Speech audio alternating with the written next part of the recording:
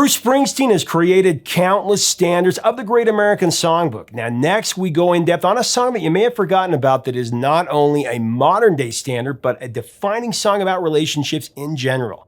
Next on Professor of Rock. Hey music junkies, Professor of Rock, always here to celebrate the greatest artists and the greatest songs of all time. Make sure to subscribe right now so that you can be a part of this community. We go in depth on the music of our lives. Make sure to also check us out on Patreon for even more content. You know, it ought to be easy, ought to be simple enough. Man meets a woman and they fall in love, but this house is haunted and the ride gets rough. You got to learn to live with what you can't rise above if you want to ride on down in through this tunnel of love. Man, using a carnival ride as a metaphor for a marriage, Bruce Springsteen wrote Tunnel of Love, a song sharing his troubled nuptials with his first wife, actress, model, Julianne Phillips, which is actually my latest entry into our institution, the New Standards. Now, before we start yelling about, the 15 or 50 other songs that should have been picked by Bruce, give this a chance and you'll see that Tunnel of Love really is worthy of this recognition. In this tunnel of love. After a whirlwind romance, Bruce and Julianne wed in 1985, but the ride through the Tunnel of Love, as the boss would call it, it did indeed get rough very quickly. So let's set the stage a little bit here. 1984 and 1985 were the two biggest years of Bruce's career in terms of mainstream success. With the album Born in the USA, Bruce became an international icon, going from being held as the next Dylan in the 70s to standing shoulder to shoulder with Michael Jackson and Prince as the titans of popular music at that moment. Bruce was really the keeper of the gate right then. I mean, Born in the USA was only the second album at that point to have 7 top 10 singles from one record, including the top 5 hits Dancing in the Dark and Glory Days.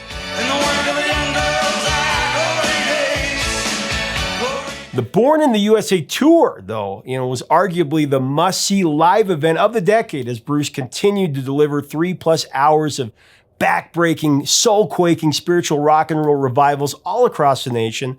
The album went to number 1. It ended up selling 15 million copies just in the US. And the boss was such a household name at that point. Even the candidates for president that year were using his name in their speeches. Reagan and Mondale both. He was everywhere. As I mentioned earlier, Bruce married actress Julianne Phillips in a secret ceremony in Lake Oswego in Oregon. At the height of his fame and in the moment of settling down, Springsteen felt crippling anxiety attacks triggered from his regret of rushing to get married. He was 35 and Julianne was just 24. Bruce said that he may have seemed accomplished and mature on the outside, but even at 35, he was emotionally stunted and secretly unavailable. He said in the past that he didn't really know at that point how to be a husband. And that's exactly why Bruce has always been our boss, because he relates to us and us to him. He speaks of the real internal conflicts that we all experience in our road of life. The private conflict that Springsteen struggled with was eloquently disclosed in his lyrics for Tunnel of Love, a hidden gem in Springsteen's incredible and deep repertoire of songs.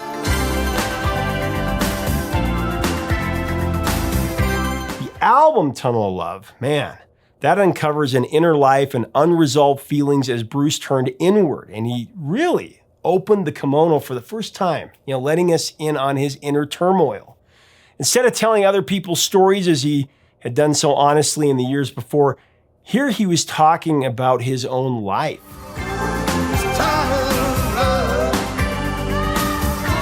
Now, in my opinion, it's the most open and honest look at relationships as a theme for an album that I've ever heard. Richard and Linda Thompson's Shoot Out the Lights is a close second. Now, in hindsight, Tunnel of Love would be followed by not only the breakup of his marriage, it's also the breakup of the E Street Band. You got to remember, for about 10 years. Even though a few of them do show up on the album, the fact that Bruce released this album right after, the worldwide blockbuster Born in the USA tells you all you need to know about the boss and his artistic vision. He's never followed the trends of the day or the sells, you know, always his heart. The bombastic and anthemic Born in the USA is followed with the low-key and reflective relationship record Tunnel of Love. And how I made her cry. 2 faces. Which has more in common with old school country and western music than pop or rock. For most artists, that could have been their death knell. Although he did the same thing really after he had his first top 5 hit with Hungry Heart and his first #1 album, The River.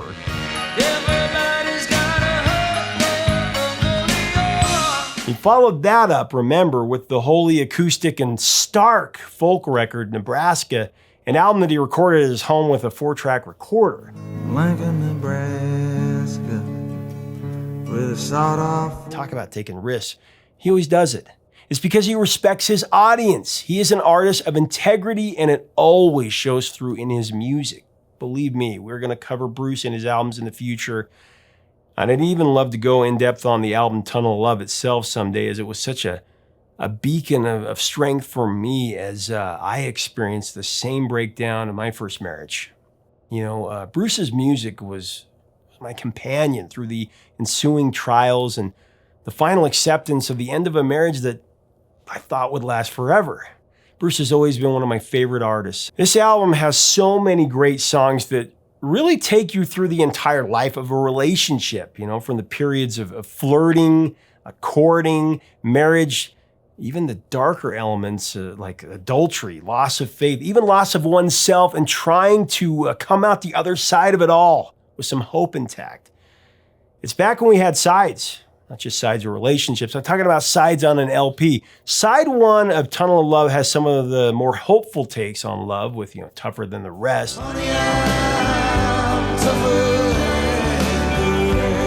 All That Heaven Will Allow.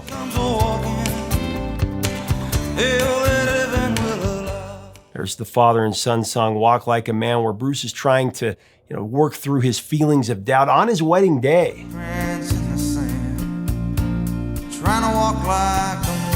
Side 2 gets really bleak in a hurry, with the title track starting side 2, you know, followed by Brilliant Disguise,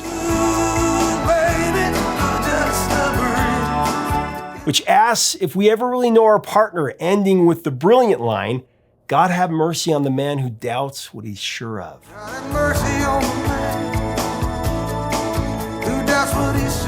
This is kind of the theme of the whole album in one sentence, really. And then in One Step Up, just a brutal song. 1 step up and 2 steps back. Bruce talks of the regret that we've all felt in our relationships or in marriage when he says, it's the same thing night on night. Who's wrong, baby? Who's right? Another fight and I slam the door on another battle in our dirty little war. Another fight and I slam the door on another battle and I... When I look at myself, I don't see the man I wanted to be. When I look at myself, I don't see the man I wanted to... Somewhere along the line, I slipped off track. 1 step up and 2 steps back. Somewhere along the line, I slipped off track. This is an album about adulting. It really is. For men, it's about looking at ourselves in the mirror and asking the really tough questions. Are we living up to our potential as spouses or as fathers? Are we doing our part? You don't hear this in pop music anymore. Bruce put it all out there. In my opinion, this is Bruce's greatest album lyrically. It asks so many life-defining questions, and like I said, I think I need to do a video in the future that breaks down this album even more, but I really wanted to focus on the title track, which I'll do now, which is top 3 boss all time for me. Now, the song was the second single off the album after Brilliant Disguise peaked at number 5, late 87. Tunnel of Love went to number 9 in early 88, and I gotta say, it is a song for the ages. In this song, Bruce shares the excitement he felt in the early part of the relationship when he wrote about them soft thrills in our little fun house.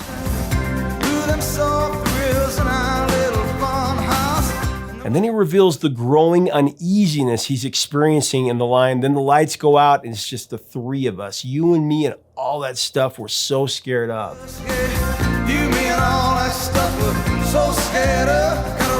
The lyric sheet of Tunnel of Love by itself, without any music, is full of genuine emotional resonance that really make you think. Starting with the man taking the money for the tickets to the ride, where Bruce and his companion will cuddle up and ride down into the tunnel of love. Hands me 2 tickets, smiles and whispers good luck. Well, cuddle up, ain't. Before that man gives the tickets, he smiles and he whispers good luck to the narrator, as if he knows something that we don't. It's a powerful lyric by the boss. And then Bruce talks about how the couple is watching themselves in the funhouse mirrors, great metaphor, and as they're being distorted, and how they laugh at one another. Crazy mirror, showing us both in 5D. And then the room of shadows that gets so dark, brother, that the two lovebirds just get lost. Gets so dark, brother, it's easy for 2 people to. It's such powerful imagery, powerful symbolism for the scenes from any relationship. Now I'll come back to the lyrics in a second. The powerful narrative of Tunnel of Love is magnified by the song's arrangement. Like I said, Springsteen, he didn't use the entire E Street Band on the Tunnel of Love album. Instead, he carefully chose a few of his most trusted musicians from the band to help create the exact sentiment that he wanted to capture. On Tunnel of Love, the title track, Springsteen put most of the song together at his home recording studio in Thrill Hill East, including programming the drum track. Synthesizers were performed by E Street Band keyboardist, the professor, Roy Bittan. Bruce decided that the song should be called Tunnel of Love, and it would be the last track to be recorded for the album. And it really is the song that defines the overall theme of the record. Before he had a title for the tune, Bruce was working on creating production elements. He even took a stab at performing a guitar solo for this unfinished number. It's another thing about Springsteen. He's one of the great underrated guitarists of all time. Another E Street comrade, guitarist Nils Lofgren, he was passing through New Jersey at that time, and he checked in with the boss.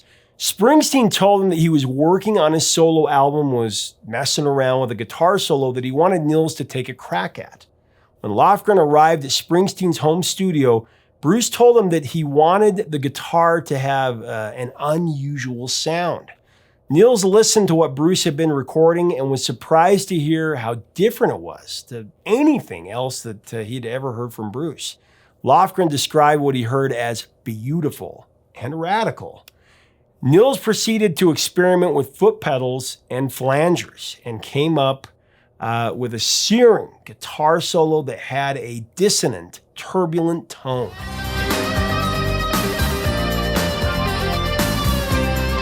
Lofgren's solo became an important part of the structure for the song. It established the perspective that Springsteen wanted to convey. As some have said about the solo, it's actually akin to a bickering couple.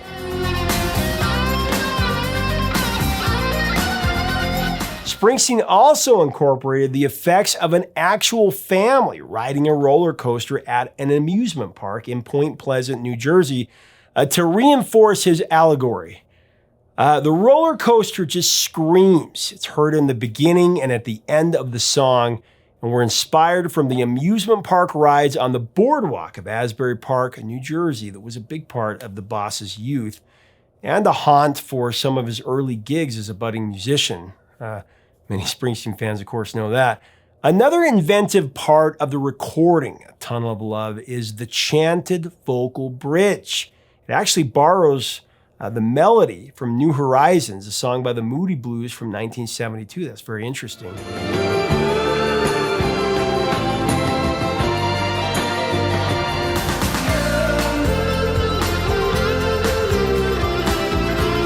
The mood of the song's bridge is contemplative and dreamlike.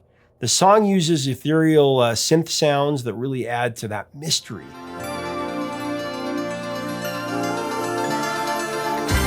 Some have said that it dates the song, not for me.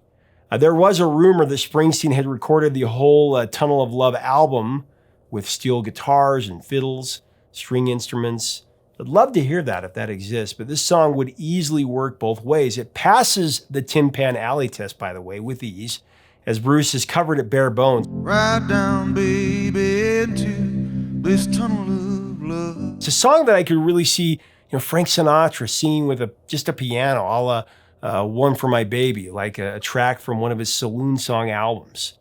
Bruce's true soulmate, whom he would marry a few years after the album's release, Patti Scialfi, gives the song those passionate background vocals that bring some tenderness to Tunnel of Love. That tenderness is an important element of the song, since Bruce has stated on many occasions that he truly cared for Julianne and he regretted the way that he handled their divorce.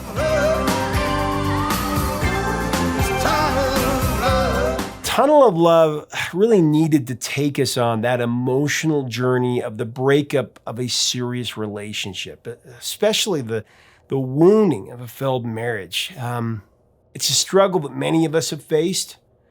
I mentioned my own experience earlier. Well, this song is really still painful for me to hear. It still cuts me to the bone. It's because Bruce has captured that deterioration of marriage, the gut-wrenching and just soul-crushing pains that never fully heal. It captures that regrettable emotion of failure. And no matter how many years go by, you're still haunted, or at least I'm still haunted, by that moment when I realized that no matter how much I gave, or what I tried to do to fix that marriage, that particular marriage was irreparable and inevitable in its finality. It's one of those situations in life where you need to take the pain or walk through the emotional fire, so to speak, to reach a grandeur plane, to discover a higher love. There's always hope, and the happy ending for me and many others is that the second time around, you can find true happiness. In the boss's case, Bruce came together with his true love, Patti, and they've built a family together, as I have with my own soulmate. I believe the anxiety and fear that Bruce Springsteen shared with us in Tunnel of Love was because deep in his heart, he knew that he was with the wrong person, and his soul would not be complete unless he was true to what was in his heart. Bruce Springsteen and Patti Scialfi were married in 1991, and of course, they're one of the great rock and roll romances ever, surviving the darkness and raging waters of the proverbial Tunnel of Love.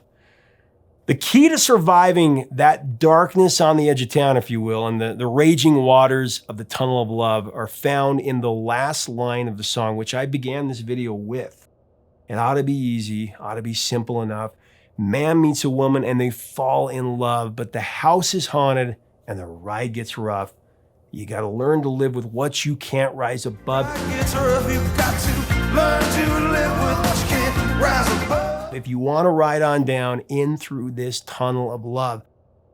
To me, this is like the popular music version of the Serenity Prayer that, says, God grant me the serenity to accept the things I cannot change, the courage to change the things I can, and wisdom to know the difference.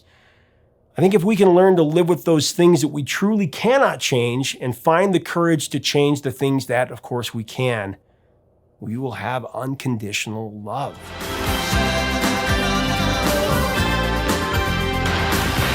Leave us a comment about this magnificent song and about Bruce Springsteen. Share your experiences, your love for the boss. Subscribe to our channel if you want to be a part of a community. It's all about the depth of music. To hear this album, click on the playlist below. To get it on record, which you should, hit our Amazon links below. Go to our Patreon link if you can. Help us curate this music. Help us keep the music alive. It's really important, especially now. Until next time, 3 chords and the truth, my friends. Stay safe.